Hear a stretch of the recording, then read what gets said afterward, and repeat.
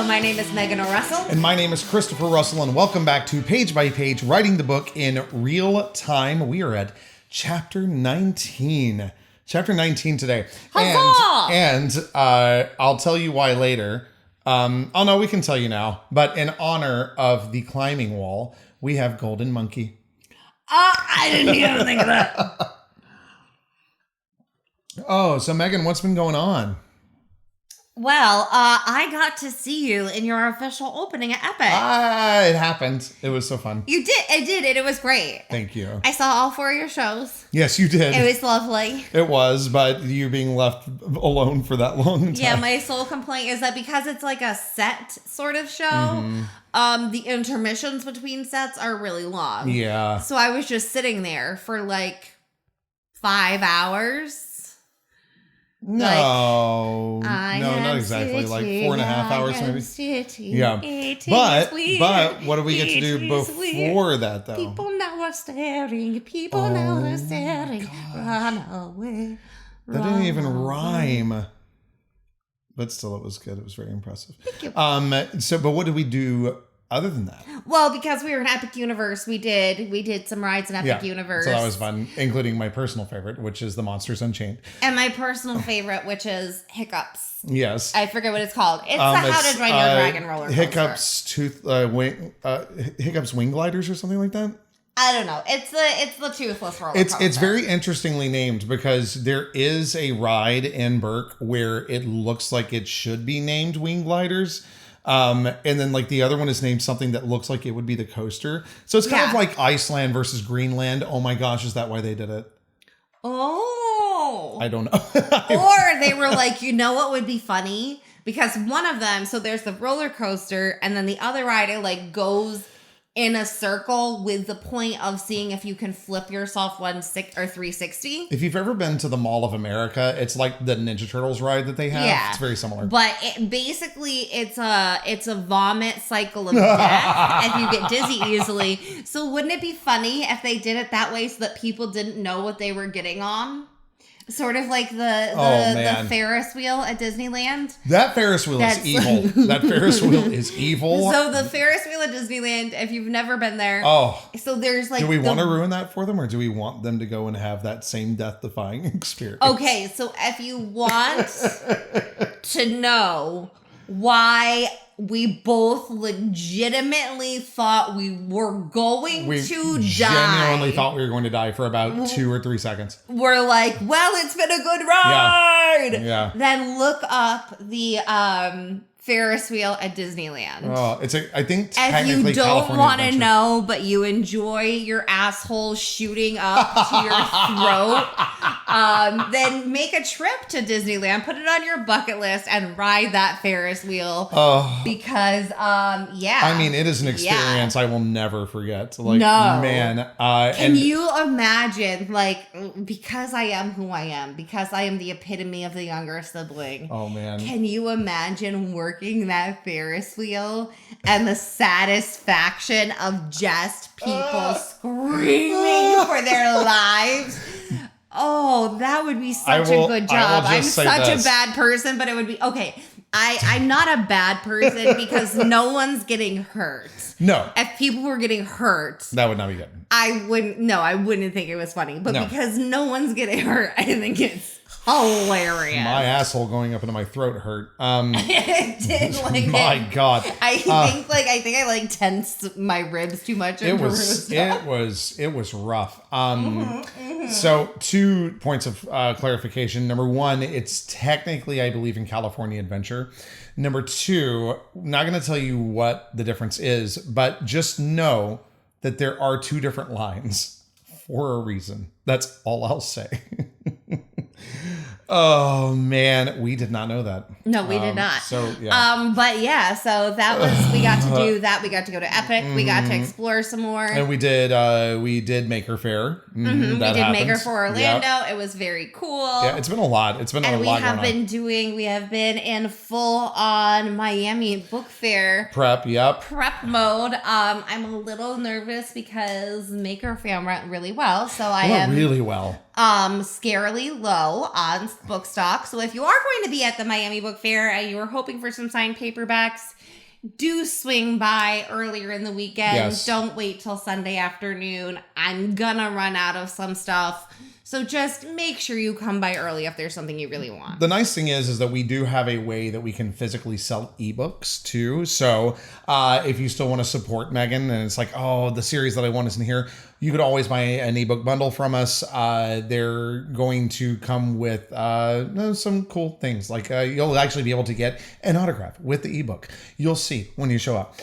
Is there anything that you wanted to go into before we talk about the previously on? You're leaning precariously away. I'm thinking. Okay. While you're thinking, I want to let all of you know that I said to Megan, I'm really terrified I'm going to become that person. And it's already happening because the 3 jobs that I have at Universal, horror makeup show and a particular time traveler, I'm just going to stop saying who it is, but you know. And then this, the dueling guitarist gig at the Plastered Owl, you have to be very, very on your toes all the time, just ready with a witty response.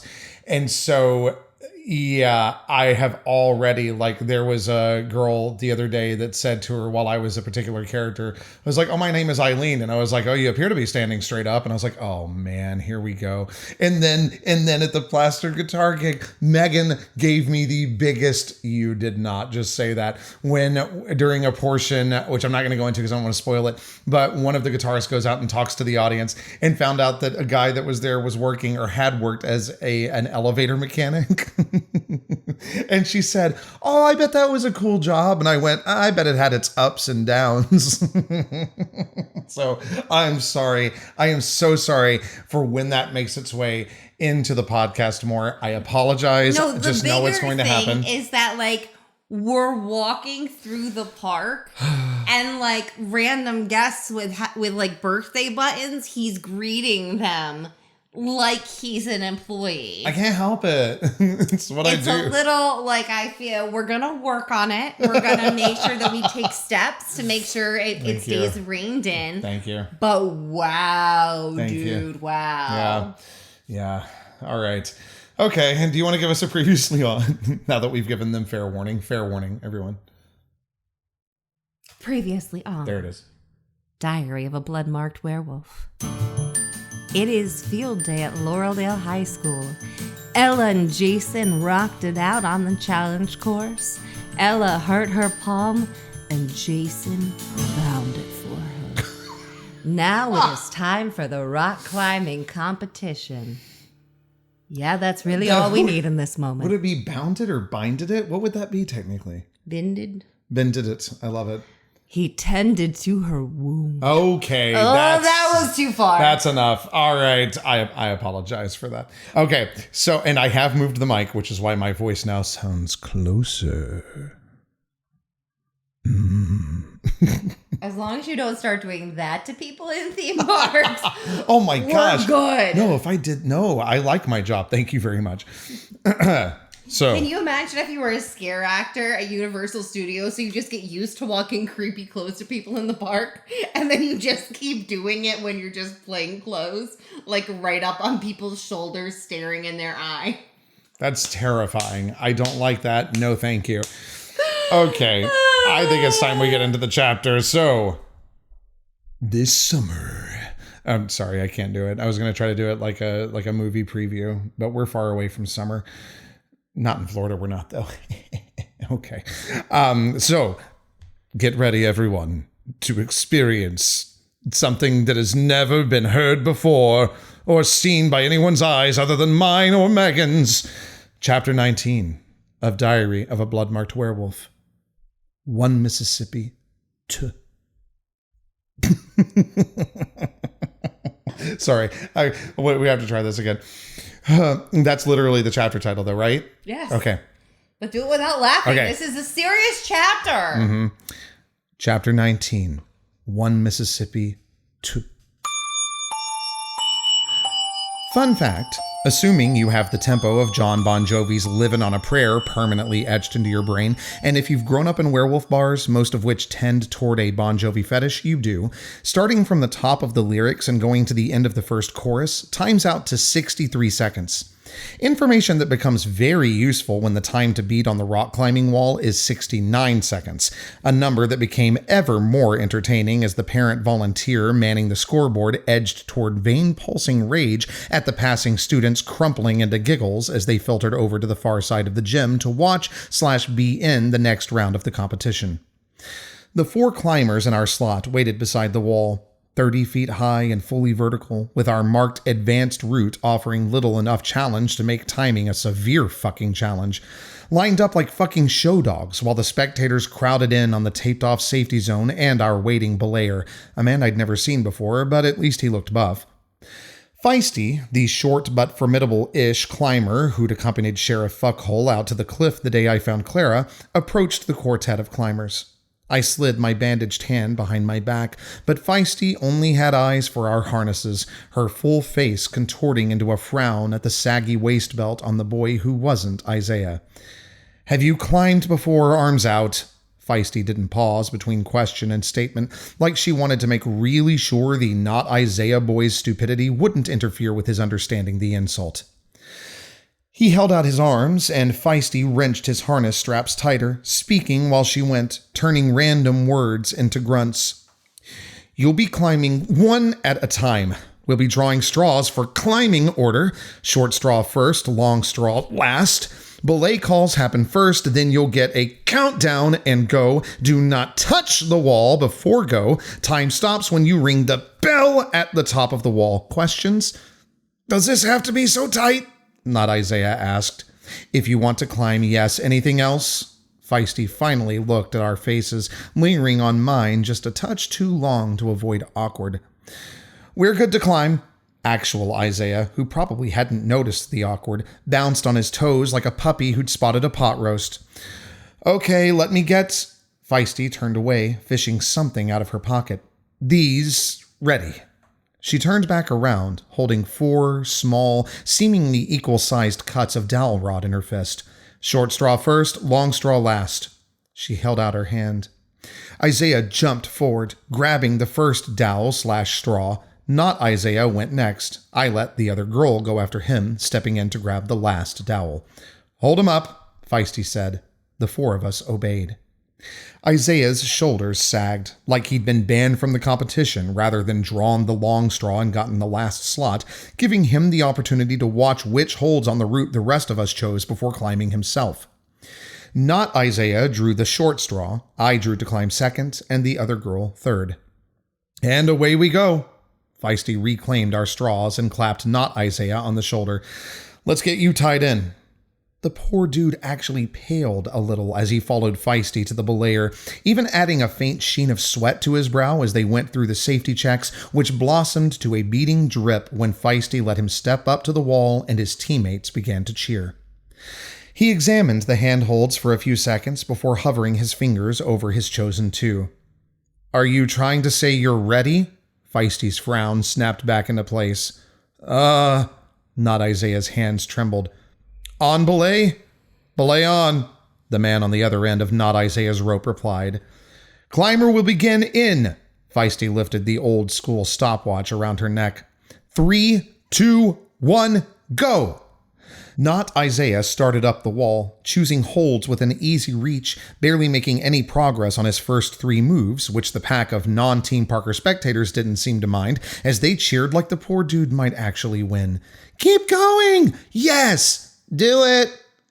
Not allowing myself to enjoy the way sports speak so often sounds dirty, I watched Not Isaiah make one unimpressive move after another, trudging slowly on until halfway up and 40 fucking seconds in, the fucker decided to wedge the side of his boat-sized foot onto too small a hold, not testing his balance before shifting his weight. His foot slipped right off the hold, leaving him teetering with one arm pinwheeling back and one leg kicking with such fucking frenzy that managing to slam his body against the wall, fumble for different holds, and keep climbing was an astonishing enough feat for his teammates to bounce with redoubled ill-fated hope, highlighting the inhumanly still person beside them. Caleb, at the very front of the crowd. He didn't belong there. He wasn't on my team, not on Not Isaiah's team either. Caleb had already competed for his own homeroom and currently held second place on the board with a 71-second climb. Panic hit first, promising Caleb had come to the gym to save me from some Etherean awfulness. K2 had come back for me. Or Violet had been taken. Or Kate, another Etherean girl? Or maybe they'd chosen a boy this time. Or had someone found out about the warehouse, about everything that happened there? But then we made eye contact, and rather than his eyes widening with a desperate silent warning, Caleb's brow furrowed with perfectly symmetrical wrinkles, his half-fey version of the standard expression of concern. He held my gaze for a moment, then glanced down at his hand. The cuff? Had I found the cuff? Had I put the cuff on? Simple. I slid my hand out from behind my back and looked up at the wall. Looking right back away from the wall when Not Isaiah slipped again, almost bashing a handhold right into his no-no bits. The spectators gasped and or laughed, except Caleb, who now did have panic-widened eyes. He looked down at his hand again, this time with his... He looked down at his hand again, this time at his splayed-open palm. Or that. I gave my best attempt at a subtle, this bullshit, pshaw face, but could very well have looked like a drunken toad. Go, go, go, go! Not Isaiah's team's chanting accelerated, radiating an it's going to be over so soon energy rather than the naive hope of his early climb. I glanced up to the wall where Not Isaiah only had 5 more feet to go. In the moment my eyes had been elsewhere, Caleb had backed into the crowd, blending into the spectators, leaving only his shoulder in view. Yes, thank you. The Sybil is just fine. Go, go, go! Clank. The bell at the top of the wall rang with a hollow tone befitting Not Isaiah's performance. Kindly, his teammates continued cheering as he rappelled down, and Feisty called 98 seconds as his time to be added to the board. I joined in the sportsmanly clapping of my own team, testing the glue on my palm. Uncomfortably tight, but nowhere near bad enough to hinder climbing. Real Isaiah leaned closer to me. Tell me you can beat that time. What's your top time on this wall? I asked. 66 seconds. The cocky fuck grinned. And your second best? His grin faltered just a touch. 72? Don't do it, Ella. Don't do it. I scanned Isaiah, starting with his specialty climbing shoes, lingering on his I climbed the 46 t-shirt, then finally meeting his eyes. Interesting. And you did it anyway. I turned away from Isaiah to watch Feisty give Not Isaiah a smile and a pat on the shoulder as she sent him to join his team. Feisty said something to the belayer under the noise of the crowd, waiting for his response before nodding me over. As soon as I started walking, Team Parker cheered with the kind of confidence that made me really fucking glad I was going to win. You've got this, Ella! Jason clapped, assuming a hunkered-down observational stance like I was heading to bat in baseball or some other sports thing. This is an easy climb. The pride in his voice, the surety of it, pinched the front of my throat, pressing my mind to places it was fucking not allowed to go. Praise to Paige, who slapped Jason on the arm, shooting him a wide-eyed, chastising look that screamed, "Don't say it's easy, you're going to jinx her," and or "freak her out," and or "make her feel bad if she fails," which made a laugh bubble up, shooing dangerous thoughts back to the shadows where they belonged. "Paige," I called just loud enough for her to catch her name, then mouthed, "He's right." "You ready?" Feisty asked. "Yep." I raised my arms so she could tie me in. Her gaze flew to my hand. She pursed her lips, keeping them pinched for a full 5 seconds before prying them apart to speak. "What's that?" "A glorified paper cut on a part of my palm that won't let a Band-Aid stick." I shrugged. I figured an overdramatic bandage would be better than risking any ooze getting on the climbing wall. Her lips re-pinched. "And you feel okay climbing with that on your hand?" "Sure." "Or would you rather I fucking take it off?"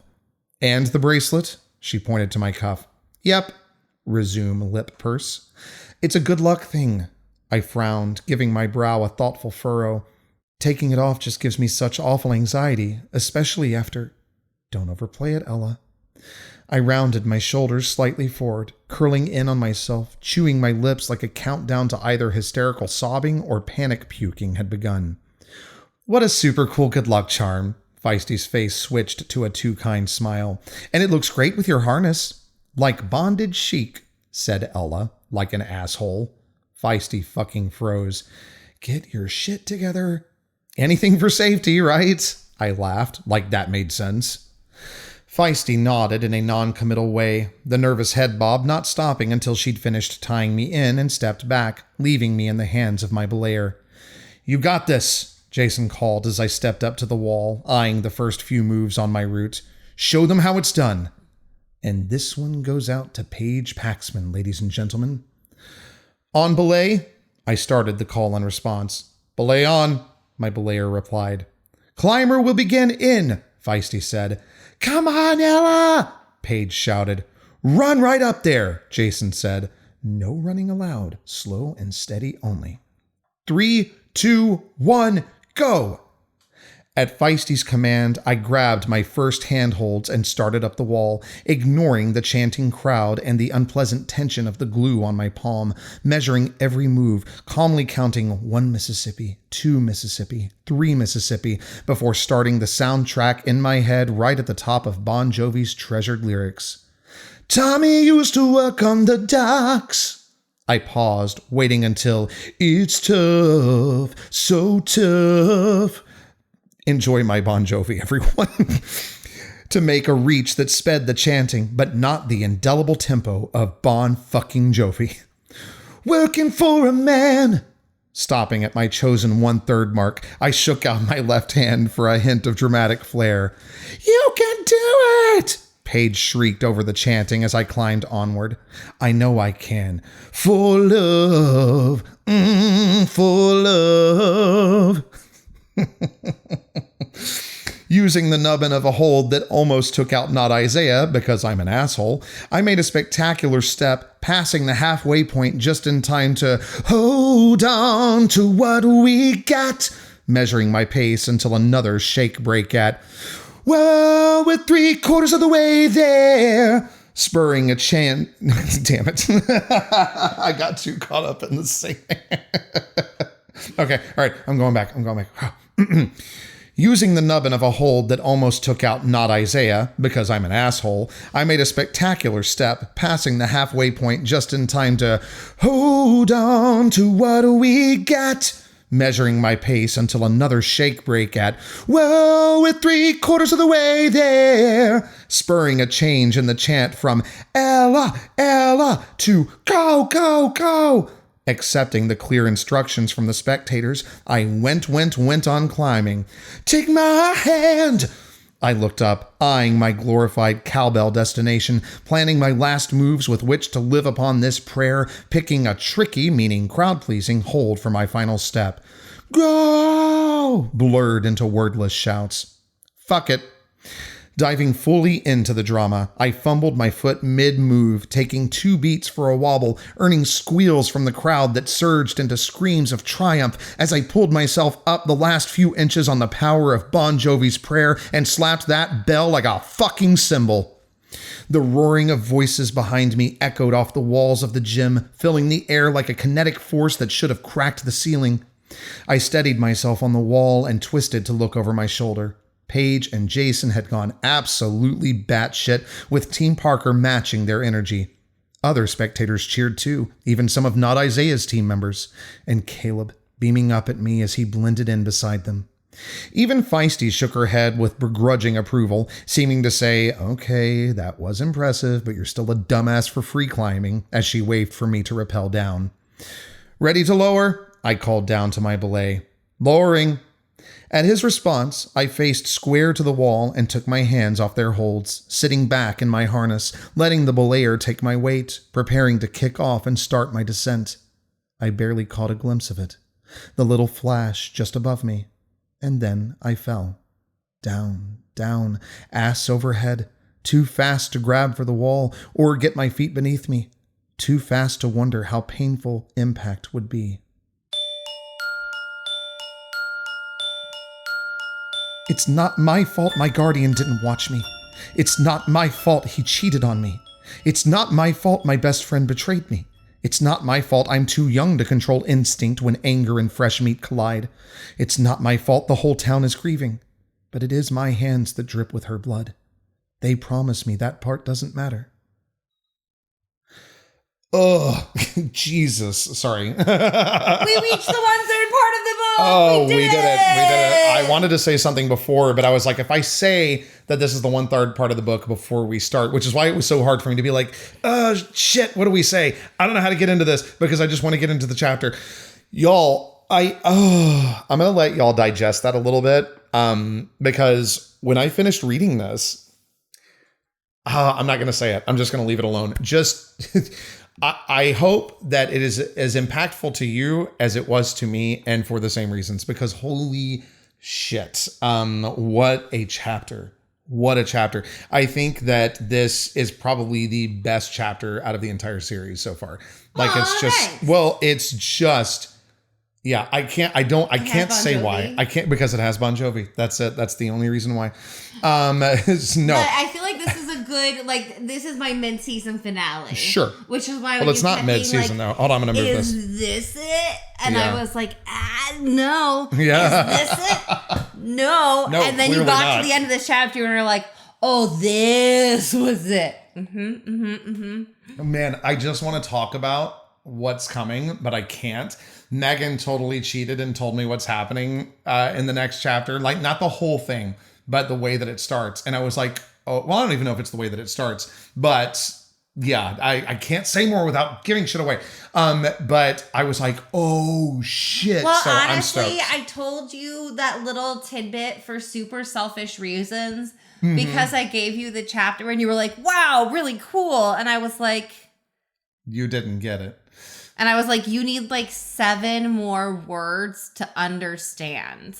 Yeah. And I couldn't because we have the mid-season And she said break. those 7 words and everything clicked into place for me, which well, some of because you will you don't get need it them already. right now, but it No. was one of those, like, I needed the satisfaction of someone knowing that was having gonna- that. Yeah. Like, I could not wait for 2 weeks. I'm not the person who's that patient. Yeah. Which is horrific of me because now I'm like, wait, bitches, you get the next part in 2 weeks. Yeah. So that is true. You are getting the next chapter in 2 weeks. Because we are doing our 1/3 review catch-up Oh my God. plot theory breakdown next Should week. we do more wings? I'm kidding. We are not doing the Hot Ones challenge. We are not doing the Hot Ones challenge. No Hot Ones challenge again? No, what I think we should do, because the Hot Ones thing was fun, but it's like there aren't a lot It of was ways fun. to replicate that No. without tormenting ourselves. No, that was, I mean, towards the end, it was hell. Towards the end, it was pure hell. Starting with Da Bomb. Yeah, it There got was bad. like one after that was fine. But because you do enjoy mixology, I think that we should use these as making recipes that we can put into So to Lori create my own? stories Oh. as some of her recipes. So like go for Okay. like a cocktail vibe. Sure. So we have like a cocktail hour. Okay. I like Ooh, it. it can be the ketchup cocktail hour. Done. High five, ketchup cocktail hour. Forever what it is going to be called. The Yes, ketchup cocktail that hour. is so much better I love than the hot wings, the hot ones. Yeah. Y'all, it was great. The last dab, which is the one that's made with the hottest pepper on the planet, Pepper X. Woo, man. That said, do you know what Marco's Pizza near us has? They have a Carolina Reaper cheese for pizza. Remember, it's cheese, so it's automatically going to dull it down slightly. And I was like, can you imagine that with honey and pepperoni? Could you request that on 1/6 of your pizza? Yeah, I could do that. Like, 1/6 of it. Oh, could you make can't. No, you have to do half and half. Or a quarter? Could No. you make 1/4 of I'll my do a pizza half of it. dash? I'll do half.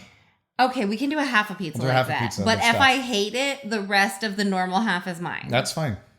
That's totally fine, and I'll suffer. And loudly.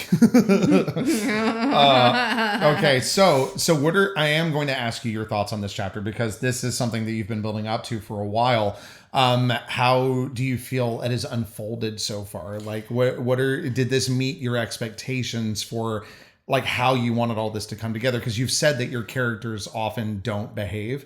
So did you have any instances of that, or has this been going pretty much according to plan? I mean, they have been misbehaving, but this moment happened as it should. Yeah.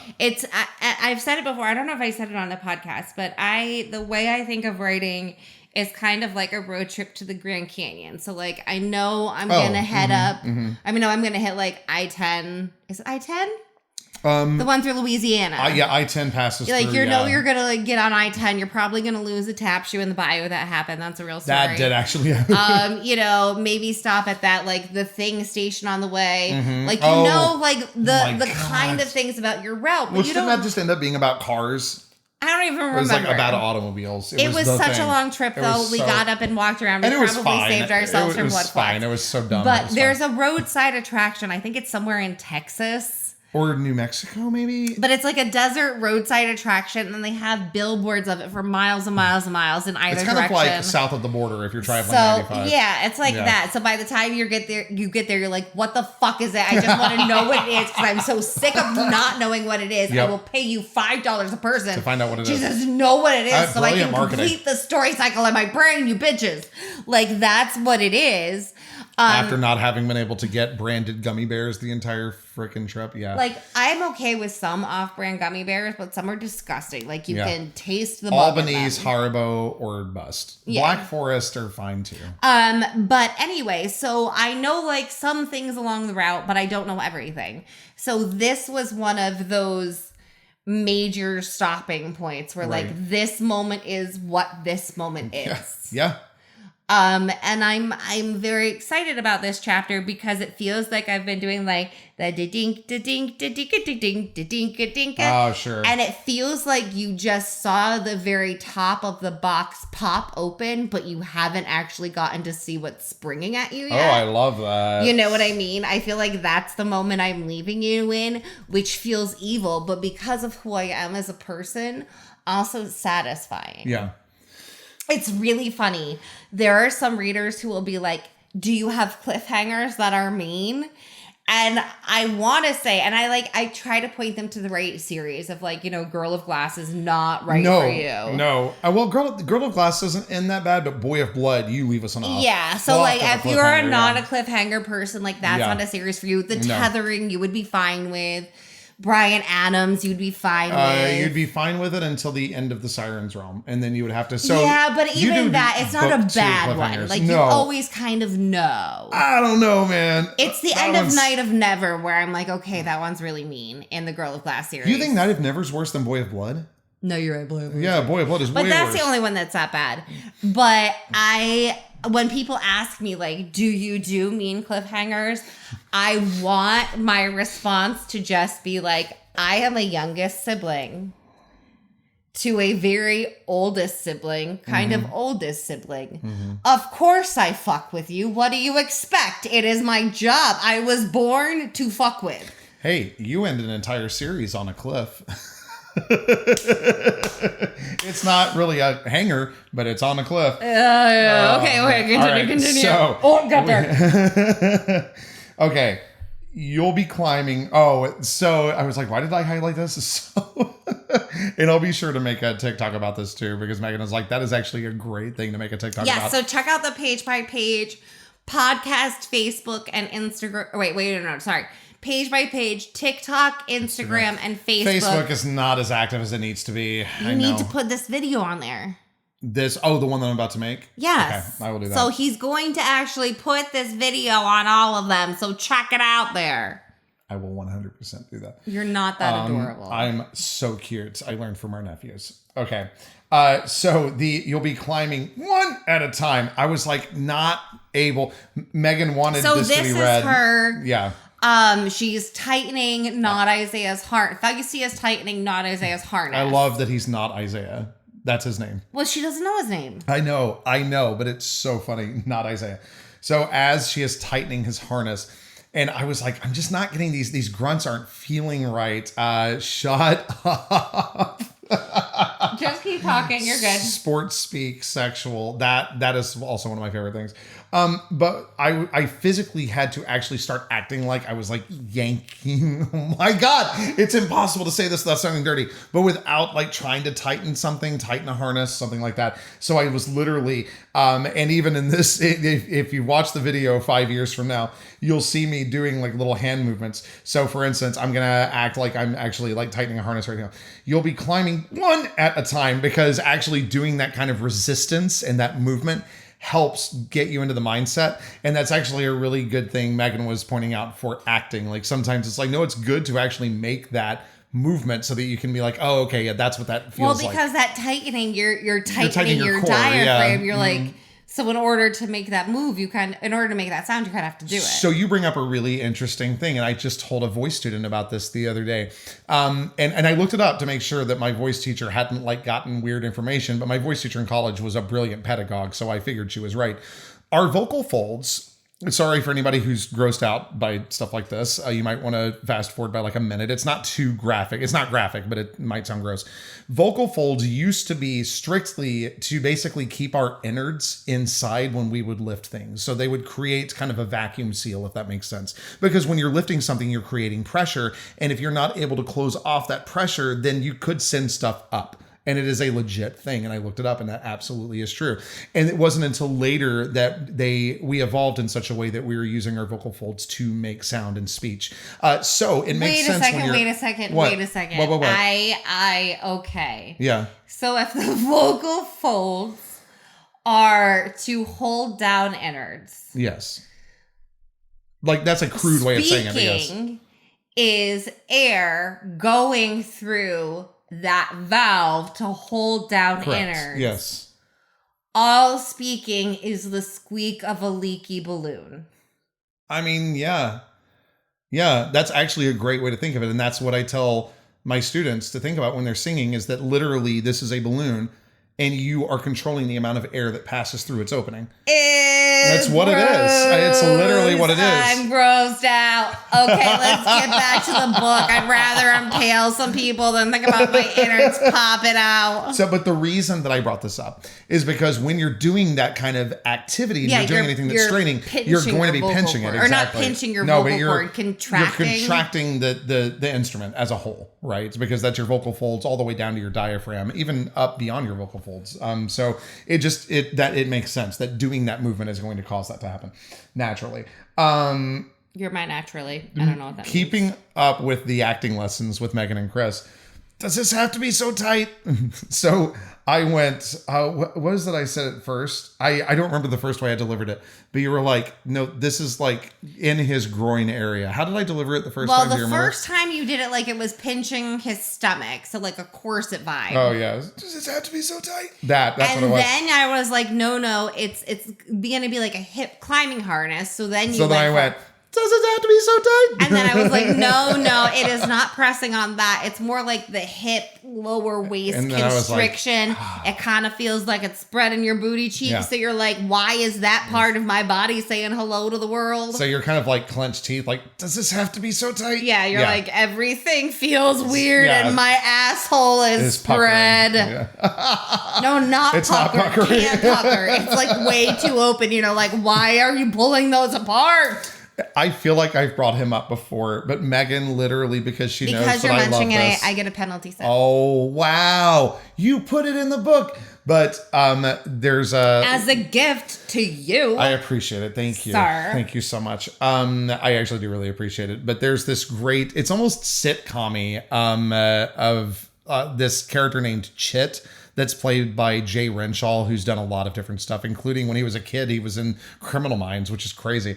But he plays this character named Chit. Like it's almost Criminal Minds is like kind of like the Law and Order train, where it's like if you've been on TV long enough, what dead body haven't you played? That's legit. But he does stuff like there's one episode where they're passing around, and I call them episodes lightly, but they're social media like short form episodes, brilliantly done. But they're in this office setting. And they're like, hey, did you get to sign the birthday card, Chit? And Chit's like, yeah, and passes it over. And the guy's like, wait, do it, lady? He goes, yeah. What is that? That's not a thing. And yeah, do it, lady. And so that was the do it that's in there because keep going. Yes, do it. That's not why I did it allowing that myself to enjoy the way sports speaks so often sounds dirty. Okay. Keep going. I didn't even put in. Yeah, get on the D. Get on that D. Where's my D? Where's my D? Like, I am sorry. I try my best to be a good aunt. But going to some of my nephew's sports events and trying to sit there while people scream Where's to get my on D? that D, Get on the D. and where's the D? Why am I missing a D? Where's my D? Give me that D. Like, I just trying to not curl up and laugh in front of these children while grown-ass fucking adults shout at people to get that D. Like, that is the hardest. Okay, that is the second hardest thing I do for my nephews. And I try so hard. Yeah, but the first hardest thing we don't do anymore. So no, high five. Yeah, high five. Okay, so I wrote this during my first read through, but where she has just talked to Isaiah, or Isaiah has been like, tell me you can beat that time after not Isaiah gets done in 98 seconds or something. And Ella's like, what's your fastest time on this wall? 66 seconds. And your second best? 72. Don't do it, Ella. I wrote, no, do it, Ella. And then I said, don't delete this. And I love that she just looks him from down to up and goes, interesting. Okay, you did read it right. So it goes 66 seconds and your second best, 72.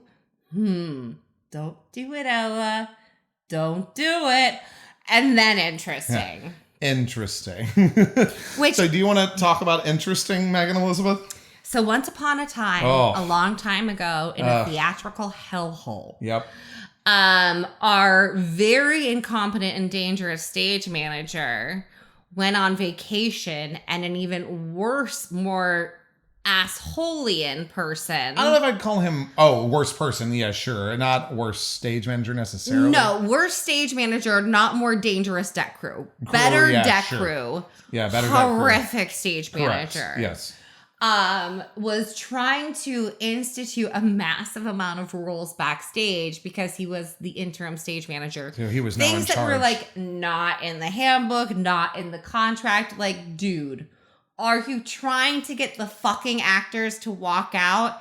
And he was pulling that macho bullshit. And this is a company we had been with. It's my theater. I make the rules. And we were in a company meeting, and I was like, okay. We had been with this company for 9 years, mind you. So we knew the policies backwards and forwards. Yeah. And it's like that. None of that's in the contract. You literally can't fucking do that. And he was like, it's my theater. This is how we do it. And I was like, okay.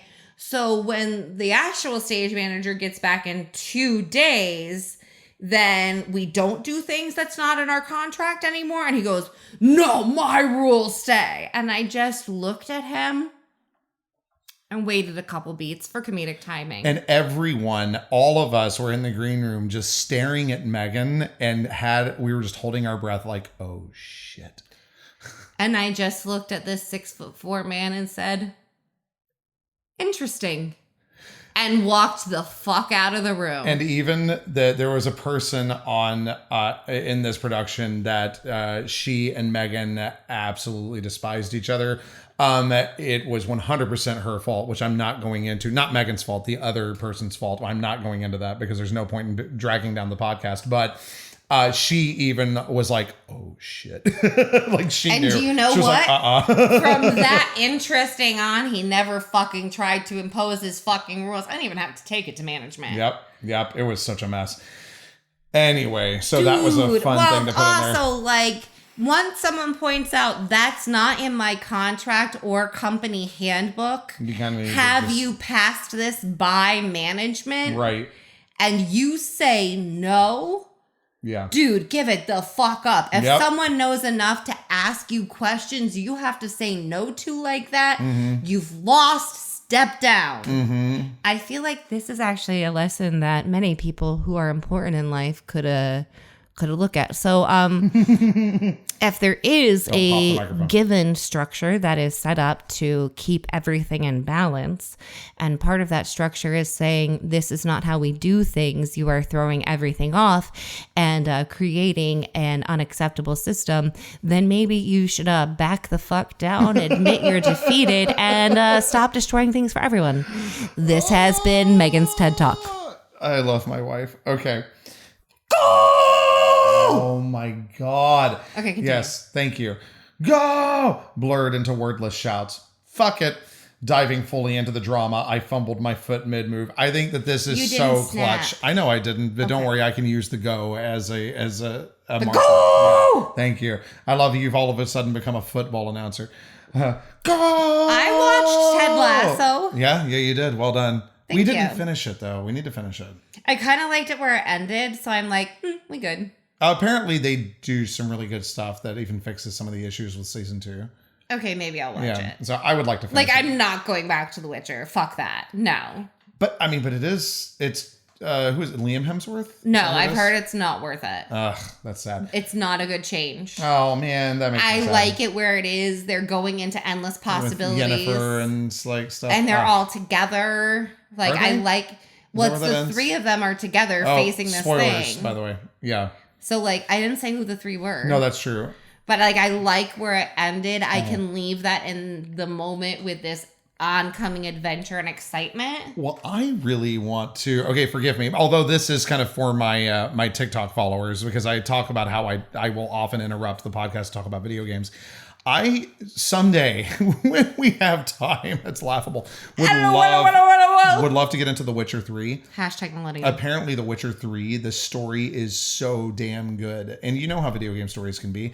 Undertale literally made me bawl like a freaking 3-year-old. It was awful, but wonderful, life-changing. Such a good. It is the Alchemist of video games. It's so good. If you haven't read The Alchemist, by the way, read it. It's wonderful. Okay. Go! So I just love how she finally is like, yep, all right, fuck it, let's go. And then just ends up giving them the show that they want. How does she fumble, by the way? Like, what does she do? Okay, so if you are climbing a rock wall. Not that you needed to go into that, like, in this, but I'm just curious. So if you're climbing a rock wall, the thing is, you're gonna have to, like, you gotta use some turnout. Because there is nowhere to put your knees. You're gonna have to frog out. Yeah, sure. Yeah. So fumbling could mean that you picked something that is too narrow. We're trying to switch your weight up to it, and you're throwing your body sideways. Okay. It could also mean that you're trying to pull up and your bottom foot slips out from under you and you're backing that way. So there are lots of different ways to fumble. Okay. But it's kind of the difference between the circus and ballet. Where, like, ballet, no one's supposed to know you're working, but that would be suspicious for her. Yeah. She needs to be the circus right now. She needs a fumble so that people are like, oh, wow, that was so impressive. Yeah. Yeah. I'm going to share something with you that might ruin Cirque du Soleil for you forever, but it also, if you're like me, will make you respect these performers even more. So if you're worried about it possibly being ruined for you, just skip ahead about a minute. If not, stick here with me. It's not a big spoiler. Because it's not a big spoiler, but it just kind of puts things into perspective. That a lot of the times, if you've ever seen a Cirque show, there will be moments where it really looks like they are about to fail, and it looks like they barely make their next jump, their next trick. That like it's something that looks dangerous. Maybe they've barely caught the sword the right way up. They do that on purpose. What the hell? That makes it more impressive to me. The fact that they are so physically capable and mentally capable that they're like, okay, I'm gonna totally make them think I'm gonna fail this time, and and it looks so good. Like the guys in Cirque Ka with those hamster wheel things, and like the one time that it just like I was like, oh my god, he's talking about No, and that's absolutely and it's so real, perfectly it's so good, timed, done intentionally, it's brilliant. But it makes the show good. It does, and so it good. Makes it also more believable for her, so that it wasn't like this perfect like doop-a-deep-a-deep-a-deep-a. Like she had some bad moments, but like fuck, she's a good climber. But it's not so perfect. It's like super suspicious. She had some fumbles. Yeah. It wasn't like she did it too fast. Yeah. Okay, so 2 more things. I'm not going to go deep into this stuff unless you want to. But I have a question you may or may not be able to answer. Does this fall? Like, if you think of it, yes, it's man-made, but this is very much like Clara falling off of a cliff or being thrown off of a cliff. She is falling off of this or being thrown by. I don't know what the hell that light was. She's falling right off of a cliff. So did you make that mirror on purpose? You could take it that way. Oh my gosh. All right. I knew it. And then also, I just want to remind the listeners out there that she falls down, ass over head. She can't get her feet under her. I am terrified of what's coming. That's all I'm going to say. A head first 30-foot fall? Yeah, that's not good. Even No, for that's not somebody good. supernatural, that's not good. Well, no. Internal decapitation is a thing. For even supernaturals. Yeah. Not that, okay, I'm just going to call it out right now. Do not confirm nor deny this. Ella's not fucking dying. No, That would be I stupid. am going to kill our protagonist. Sure. The last you will ever hear from her is too fast to wonder how painful impact will be. Yep. I hope you have enjoyed your time with Laureldale. Oh my gosh. She is now dead. Thank you so much. Thank you. Okay, you heard it here, folks. That's canon. Ella is Sorry dead. for the spoilers. Okay. And then It will now be the story of Paige Paxman and the what the fuck is going on in my town. I mean, I'd read that. I don't want to Paige lose Ella. Paxman and the utter confusion. Paige Paxman and the why fucking God is this happening to it's me? Murder board of a fucked up teen now. Just like that's all it is. Because that's a callback to what happens in book 1 with her murder board. No, murder board of a human girl. Murder board of a human girl. I love that. There you go, book 3 title. Yeah. Murder board of a human girl. Yeah. And yeah, because human automatically implies that there are non-human girls in the world. I like it. Is there anything that you want to talk about the fall or about the text after the impact? I think the only thing I want to say about the text after the impact, so that little subsection of text, is that every section of that italicized text that's been added in, so if you're listening to the podcast version, it's every section that it has had that different that new music, the music that was introduced this season. If you put them all together, they are completing a story. They are filling out a story. So if you want to see it all together, you can put those segments together. You don't have to. Just the knowledge you have in this moment is there. But if you're looking for more, this story has been coming from the beginning of the book. Yeah. So if you wanted to track that, you could. And if you want to track that more easily, go ahead and join the ARC team. The link will be in the show notes. So make sure to give that if you join the ARC team, which is the advanced reading copy team. Oh, thank you for explaining this. That gets you access to the Substack, which has all of the text of the chapters so that you can read. Since it's hosted on Substack, you can also comment, post your fan theories, all those kinds of things. The only thing we ask is that you do not skip back in time and post to earlier chapters information you found out from the later chapters. Yes, please do. So don't do that. But other than that, please join the ARC team and come along and have fun. Is there anything else you wanted to say? I'm trying to think. No, I'm just excited to dive into kind of revisiting the beginning of this book, right? Because it feels like it's been 5 months almost, which it has. It has. Have you thought about that? That it's been almost 5 months since we started this. Wow. Yeah, I know. And now it's November, so that would have been July, right? So July, August, September, October, November. Yeah. So we started this in July, late June. I keep forgetting that I broke my foot and how much of my life that took up. It did. That took up a lot of life. My rehearsals took up a lot of our life. My getting ready to teach I just have studio, gaps in my brain of where did that 4 weeks go? I was hopping around trying to use a walker and 1 foot to get to the bathroom. That's where that time went. It's a funny thing to say, but I'm semi-hopeful that things are going to calm down now, but I'm also hopeful that maybe they won't, because if they don't, then that probably means it's because... I feel like we've also hit midlife, and anytime after midlife you say, I'm hopeful things are going to calm down, you're dicking yourself over. Well, but let me tell you why I'm hopeful they won't. No, you're going to make it worse. They won't.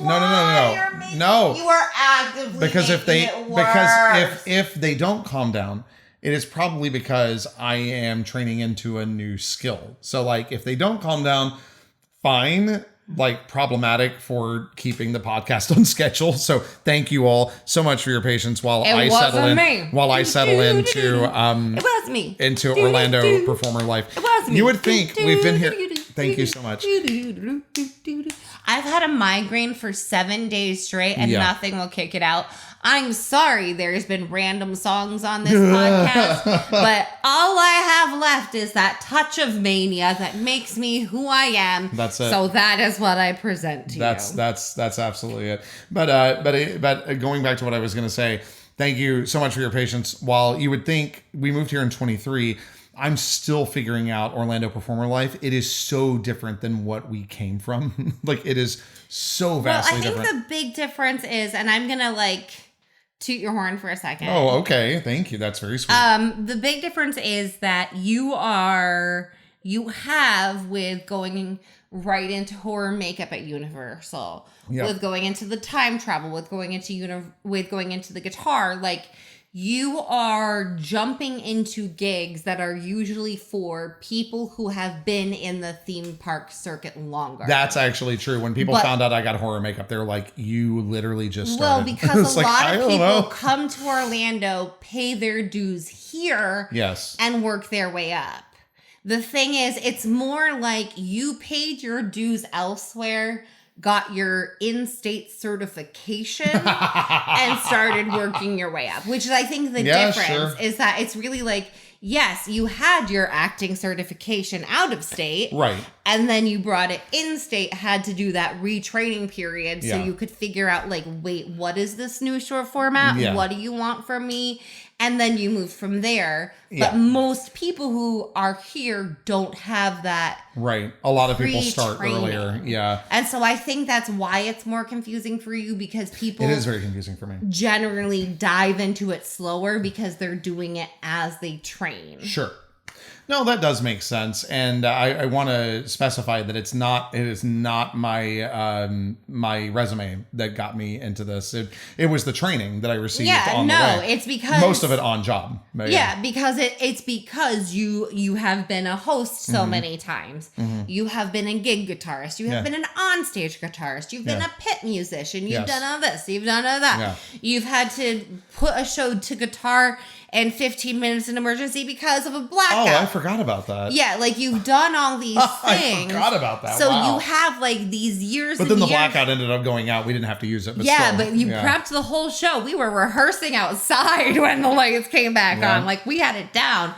But you have those years of experience. Right. It's just you're switching it into a different format. Yeah. And I think that's why you need to give yourself a little bit more grace. Because you are translating those skills, and that translation is going faster because you do have that pre-knowledge. It's so crazy, y'all. It is it has been a nuts year. The fact that I've trained into 3 skills this year that are so different is from what I understand, a very strange thing to be doing. So yeah. But the thing is, it's because you did the work. Sure. You've done the work. It's just the work was done out of town. Yes. And now you're recertifying it to be usable in an Orlando setting. Sure. And I'm having a fucking blast. And that's amazing. It's great. Dueling, tell them dueling guitars is such a great But gift. There's too much time between shows. It's too long to sit there. It's great. No, it's not. It's too long. It's too long. You're right. When you were there, it is too long. There should be a solid 12 minutes between sets. Oh my gosh, my voice would die. Drink water. My fingers would die. Immersion bath. I do. I am out there trying to not feel awkward sitting at a table I'm an introvert. In a bar. You have an introvert in a bar. By myself at a front row table. Bonus points if you can tell me what movie that is. Of a stage. That's a lot, man. And leaving me out there for 50 fucking minutes between sets. Shit. That's a whole Comic-Con day in 50 minutes just because I'm alone and purposeless. Sure, kind of. You're not purposeless. You were also getting work done. Yeah, with people going, can I get you something? Oh, or were the food runners asking you if they get you anything? So worried about me. Are you okay? Yes, I'm fine. I'm just alone. And then we had some really good barbecue. It was great. It was great. I will admit, as much as I love it, didn't quite hit the same spot as the meatloaf. Man, y'all, if you were in Dartmoor, first of all, the barbecue is solid. It is clutch. And the at barbecue Oakenstar. is at? It was very good. That is at the Oakenstar Tavern. If you want to hear live music, go to the Plastered Owl. That's the fun side of the restaurant. It is in the back of the restaurant. There is like a bar space that is the Plastered Owl. It even reaches outside, Okay, too. now where is the meatloaf? So the meatloaf is in Dark Universe, which is the scary portion. Which is is it scary? No, but that's what it's meant to be. It's awesome. It's great. like It is- Dracula and Wolfman. It's an homage to Universal's beginnings Yeah. in the horror movie franchise. That is where Universal got their start, which is why Horror Makeup Show is so cool and so important, and may it never, ever, ever, ever fully go away from the park. But Das Steakhouse is the restaurant that we're talking about in Darkmoor or Dark Universe. And they have this dish called Bits and Pieces, which is meatloaf with these amazing roasted root vegetables and mashed potatoes. And holy shit. I don't know if it was because we were just so damn hungry, but man, it was that good. It's so good. I don't know My favorite what dish in kind the of parks. crack they sprinkle on it, but there's it's my new favorite dish in the parks. The mac and cheese cones are fun. Like they're good. They're good, but that one is my fave. Yeah. So is there anything else that you wanted to talk about before we sign off for the week? Yes, there are a few things. Oh, please. If you are anywhere near Miami and you have not been to the Miami Book Fair, even if you don't come to see me personally, if you are a book lover, it needs to be on your bucket list. Lee Even if Bardugo it's was there not last year. this Stephen year. King. They take over like blocks and blocks of the Miami-Dade campus. It's amazing. It's beautiful. People bring suitcases and load up their suitcases with books they buy. There are shopping carts. Like, it is a bibliophile's dream. So if you are in the area, try to make it there. If you are like, that sounds amazing, but you're not in the area, put it on your bucket list. Yes. The other thing is, don't forget, Sketchbook of a Wayward Seer is up on Goodreads. If you could do me a favor, hop over, add it to your want to read list, or if you've listened to the whole of the book on the podcast, add a rating, add a review. My goal is to start getting those to be reads added on Goodreads so that the book, when it comes out so very, very soon, will have a nice boost to the beginning of its life. Also, if you could please subscribe, click that little tab, whatever you can do, follow, comment, share, to let the algorithm know that you like this podcast and you think it is valuable to other people. Please do that so that they can find Page by Page and Ella's journey. Though, of course, Ella is now dead. She's gone forever. Oh my gosh. And with that, forever and ever, the Ella is gone. I have had a migraine for so long, I can't even think, y'all. thank you for reading. You're a mess.